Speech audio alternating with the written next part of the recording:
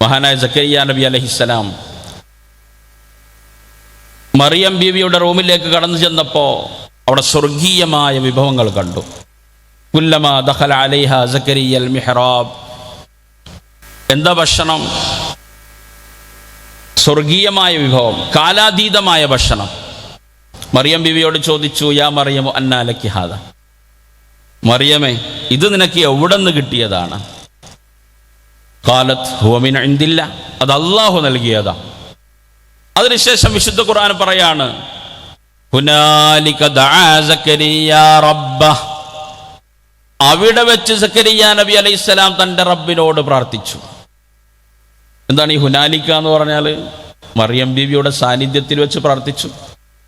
മഹാന്മാരുടെ സാന്നിധ്യത്തിലുള്ള പ്രാർത്ഥന അള്ളാഹു കേൾക്കുമെന്ന വിശ്വാസം സുന്നികളായ നമുക്കുള്ളതുപോലെ സക്കരിയ നബി അലൈഹിസ്സലാമിനുണ്ടായിരുന്നു. അതായിരുന്നു അങ്ങനെ പ്രാർത്ഥിക്കുവാനുള്ള കാരണം എന്ന് തഫ്സീർ ബൈലാവിയിൽ കൃത്യമായിട്ട് പറഞ്ഞിട്ടുണ്ട്. അതാണ് പ്രാർത്ഥന. ഹുനാലിക്ക, അവിടെ വെച്ച് പ്രാർത്ഥിച്ചു. നമ്മൾ മസാറുകളിലൊക്കെ പോയിട്ട് മഹാന്മാരുടെ സാന്നിധ്യത്തിൽ നടത്തുന്ന ദുആ ഇതിന് സമാനമായ ദുആയാണ്. ഇത് നമ്മുടെ മുന്നിലുള്ള മാതൃക സക്കരിയ നബി അലൈഹിസ്സലാമിൻ്റെ മാതൃകയാണ്. ഹുനാലിക ദഅ സക്കരിയ റബ്ബഹ്, അവിടെ വെച്ച് സക്കരിയ നബി അലൈഹിസ്സലാം പ്രാർത്ഥിച്ചു. ലിമാ റആ കറാമത മറിയം വമൻസിലതഹാ മിനല്ലാഹ്. തഫ്സീർ ബൈലാവിയിൽ പറയാണ്, എന്താണ് അങ്ങനെ പ്രാർത്ഥിക്കാനുള്ള കാരണം? അള്ളാഹുവിൻ്റെ അടുത്ത് മറിയം ബീവിക്കുള്ള സ്ഥാനവും ബഹുമാനവും മനസ്സിലാക്കിയതാണ് ആ പ്രാർത്ഥനയ്ക്ക് കാരണം എന്ന് തഫ്സീറിൽ കാണാൻ കഴിയും. ഇതേ വഴിയാണ് സ്വഹാബിമാരും സ്വീകരിച്ചത്. നമുക്കറിയാലോ, നമ്മളൊക്കെ ജീവിച്ചിരിക്കുന്ന മഹാന്മാരുണ്ടെങ്കിൽ അവരെ വിളിച്ച് അവരെ സാന്നിധ്യത്തിൽ ദുആ ചെയ്യും. അവരെ ദുആക്ക് നമ്മൾ ആമീൻ പറയും. നമ്മളൊരു 100 വർഷത്തിനിടയിൽ ഇങ്ങനൊരു സ്വാലിഹായ ഒരു തങ്ങളെയും മഹാനെയൊക്കെ വിളിച്ച് ഉൽപ്പതിഷ്ണുക്കൾ ദുആ സംഘടിപ്പിച്ചതായി നമ്മൾ കാണാറില്ല. അത് നമ്മുടെ വഴി മാത്രമല്ല, അത് പതി അബ്ദുൽ ഖാദർ മുസ്ലിയരും പാങ്ങൽ അഹമ്മദ് കുട്ടി മുസ്ലിയരും ഷംസുൽ അലമയും ബഷീർ ഉസ്താദും ഹസ്സം മൗലിയരൊക്കെ ആളെക്കൂട്ടി ബലപ്രയോഗത്തിലൂടെ ബോധ്യപ്പെട്ട ഇസ്ലാം ഒന്നുമല്ല. അത് സ്വഹാബിമാരുടെ കാലത്തുള്ള ഇസ്ലാമാണ്.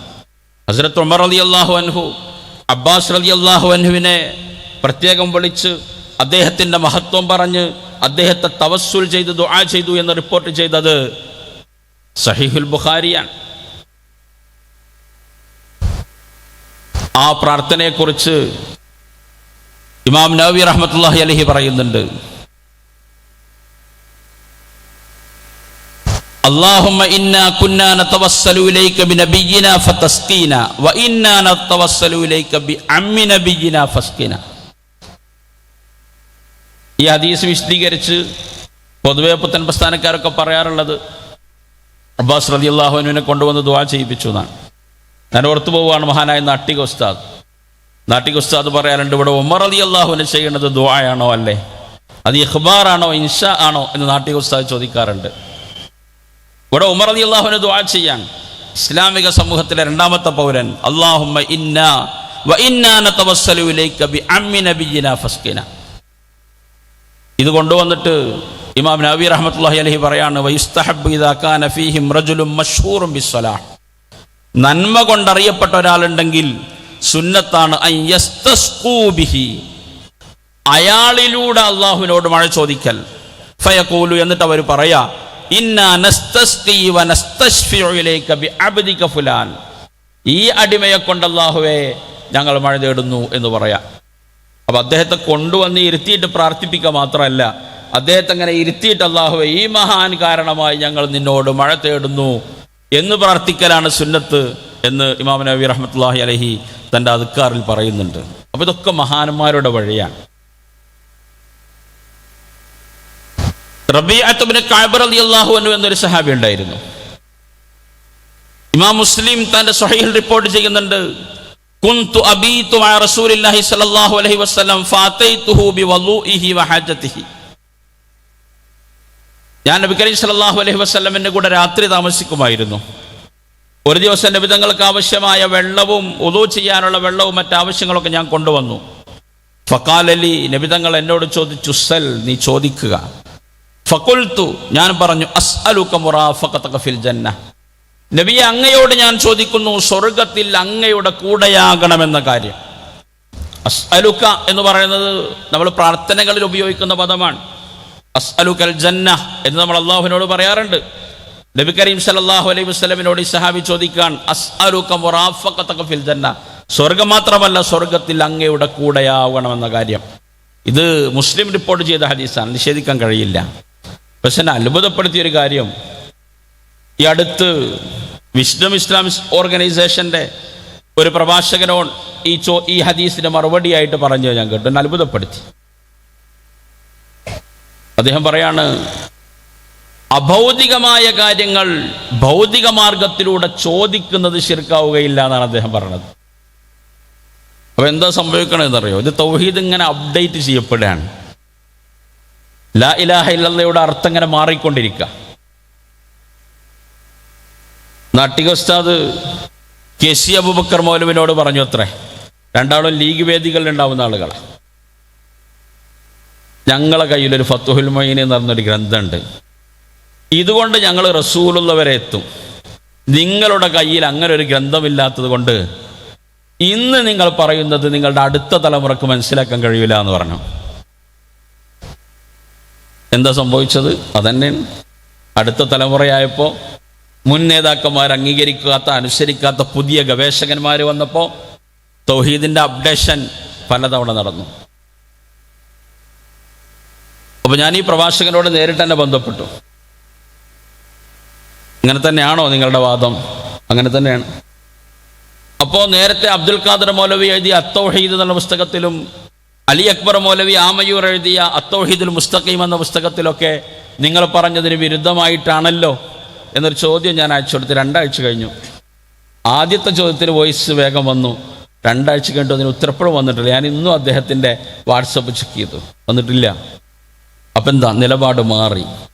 ഇവിടെ മാറുന്നത് ലാ ഇലാഹ ഇല്ലല്ലയുടെ അർത്ഥമാണ് എന്നതാണ് ഏറ്റവും അത്ഭുതകരം. നമ്മൾ നിലകൊള്ളുന്ന അഹ്ലുസുന്നത്ത് വൽ ജമാഅത്ത് എന്ന സത്യപാത, അതിൻ്റെ പൂർണ്ണത, അതിൻ്റെ കണിശത, അതിൻ്റെ ക്രെഡിബിലിറ്റി നമുക്ക് കൃത്യമായി ബോധ്യപ്പെടുകയാണ്. റബീഅ റളിയല്ലാഹു അൻഹു നബി കരീം സല്ലല്ലാഹു അലൈഹി വസല്ലമിനോട് മുന്നിൽ നിൽക്കുന്ന നബിയോട് തന്നെ ചോദിക്കുന്നത് വെള്ളമല്ല, ചായയല്ല, എന്താ ചോദിക്കുന്നത്? സ്വർഗമാണ്. ഈ ചോദ്യം പറ്റില്ല എന്നാണ് ഒരുപാട് കാലം പ്രസംഗിച്ചു കൊണ്ടിരുന്നത്. സുലൈമാൻ നബി അലൈഹിസ്സലാം അയ്യുക്കും യഅ്തീനി ബി അർശിഹാ എന്ന് ചോദിച്ചതിനോടൊക്കെ ഒരുപാട് പേജുകളിലൂടെ മറുപടി എഴുതിയ ആളുകളാണ് കുറേ പതിറ്റാണ്ടുകൾ കഴിഞ്ഞപ്പോൾ നിലപാട് മാറിയിട്ടുള്ളത്. അള്ളാഹു പരിശുദ്ധ അഹ്ലുസുന്നത്തി വൽ ജമാഅത്തിന്റെ വഴിയിലൂടെ മുന്നോട്ട് പോകാൻ നമുക്ക് തൗഫീഖ് നൽകട്ടെ. ഖബറുമായി ബന്ധപ്പെട്ട കാര്യങ്ങളും ഇന്ന് നമ്മൾ കേരളത്തിലെ മലബാറിലെ മുസ്ലിങ്ങൾ ചെയ്തുകൊണ്ടിരിക്കുന്ന കാര്യങ്ങൾ, ഇതിന് സമാനമായ കാര്യങ്ങൾ സ്വഹാബിമാരുടെ ജീവിതത്തിലുണ്ടായിരുന്നു എന്ന് നമുക്ക് മനസ്സിലാക്കാൻ കഴിയും. ഉമർ ബിൻ ഖത്താബ് റളിയല്ലാഹു അൻഹു മസ്ജിദുൻ നബവിയിൽ വെട്ടേറ്റ് വീണു. ഇനി ജീവിതം മുന്നോട്ട് പോവുകയില്ല എന്ന് ബോധ്യപ്പെട്ടപ്പോൾ അബ്ദുല്ലാഹി ബിൻ ഉമർ റളിയല്ലാഹു അൻഹുവിനെ വിളിച്ച് അദ്ദേഹം പറഞ്ഞത് ഇമാം ബുഖാരി തങ്ങളുടെ സ്വഹീഹിൽ റിപ്പോർട്ട് ചെയ്യുന്നുണ്ട്. അദ്ദേഹം പറയാണ്, മോനെ, നീ ആയിഷ ബിയുടെ വീട്ടിലേക്ക് പോകണം, പോയിട്ട് എനിക്ക് അവിടെ നിന്ന് ഒരു ഖബറിന് സ്ഥലം ചോദിക്കണം. ഞാനത് വിശദീകരിക്കുന്നില്ല. ആ ചോദ്യത്തിൻ്റെ ഒരു പശ്ചാത്തലം നിങ്ങൾ ആലോചിച്ച് നോക്കൂ. അവിടെ കിടക്കുന്നത് നബി തങ്ങളാണ്, ആയിഷ ബിയുടെ ഭർത്താവ്. പിന്നൊന്ന് കിടക്കുന്നത് ആരാണ്? അബൂബക്കർ റളിയല്ലാഹു അൻഹു ആണ്, ആയിഷ ബിയുടെ പിതാവ്. ഉമ്മുൽ മുഅ്മിനീൻ എന്ന ബന്ധം മാത്രമുള്ള ആയിഷ ബിയുടെ വീട്ടിലേക്ക് ഉമർ റളിയല്ലാഹു അൻഹുവിനെ പോലെയുള്ള ആൾ എനിക്കൊരു ഖബറിന് സ്ഥലം തരുമോ എന്ന് ചോദിക്കാൻ അഭിമാനിയായ ഉമർ, ആരുടെ മുന്നിലും തലകുനിച്ചു കൊടുക്കാത്ത ഉമർ, ആർക്കും വഴങ്ങാത്ത ഉമർ ഇവിടെ വഴങ്ങാൻ. എന്തേ? നബി തങ്ങളും സിദ്ദീഖ് തങ്ങളും കിടക്കുന്ന മണ്ണിൻ്റെ അപ്പുറത്തെ മണ്ണ് പുണ്യകരമാണ് എന്ന് ഉമർ റളിയല്ലാഹു അൻഹു വിശ്വസിച്ചു. അത് ഞാനും നിങ്ങളും വിശ്വസിച്ചു, ശംസുൽ ഉലമ വിശ്വസിച്ചു. അതുകൊണ്ടാണ് വരക്കൽ മുലക്കോയ തങ്ങളുടെ അടുത്ത് ഖബർ വേണമെന്ന് പറഞ്ഞത്. സൈനുൽ ഉലമ വിശ്വസിച്ചു. അദ്ദേഹം ജീവിതത്തിൽ കണ്ട സ്വാലിഹായ ഒരു മനുഷ്യൻ്റെ അടുത്താവണം എൻ്റെ ഖബർ എന്ന് അദ്ദേഹം വിശ്വസിച്ചു. ഇത് ഉമർ തങ്ങളുടെ മാതൃകയാണ്. അതിൽ നിന്ന് ഞാനും നിങ്ങളൊക്കെ പഠിക്കേണ്ട ഒരു പാടുണ്ട്. എന്താണെന്നറിയോ? നമ്മളൊക്കെ കുറച്ചെന്തെങ്കിലുമൊക്കെ അമല് ചെയ്യുമ്പോഴേക്കും രക്ഷപ്പെടുന്നു കരുതുന്ന ആളുകളാണ്. ഒരു 2 റക്അത്ത് തഹജ്ജുദ് നിസ്കരിക്കുമ്പോഴേക്കിന്, അല്ലെങ്കിൽ ദാറുലൊക്കെ 1000 2000 കൊടുക്കുമ്പോഴേക്കിനൊക്കെ സ്വർഗം കിട്ടുമെന്ന് കരുതുന്ന ആളുകളാണ്. ശംസുൽ ഉലമ 10,000 ശിഷ്യന്മാരെ പഠിപ്പിച്ചു. എന്നിട്ട് അദ്ദേഹത്തിൻ്റെ അവസാന കാലത്ത് 85-ാമത്തെ 81-ാമത്തെ വയസ്സിലും അദ്ദേഹം 70-ാം വാർഷികത്തിൽ നടത്തിയ മഹത്തായ പ്രസംഗം നമ്മളൊക്കെ കേട്ടിട്ടുണ്ട്, വളരെ വ്യക്തമായ ഭാഷയിൽ.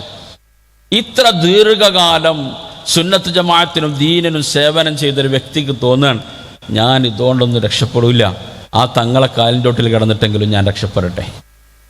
നമ്മളും അങ്ങനെ ചിന്തിക്കണം. മഹാന്മാരോടുള്ള വലിയ ദൃഢമായ ബന്ധം അത് പ്രായോഗികമായി കാണിക്കുക എന്നതാണ് മഹാന്മാർ കാണിച്ചത്. അത് കേരളത്തിൽ സമസ്തണ്ടാക്കിയ ഒരു പുതിയ രീതിയല്ല, അത് മഹാന്മാരുടെ രീതിയാണ്. അത് ഉമർ റളിയല്ലാഹു അൻഹു കാണിച്ച രീതിയാണ്.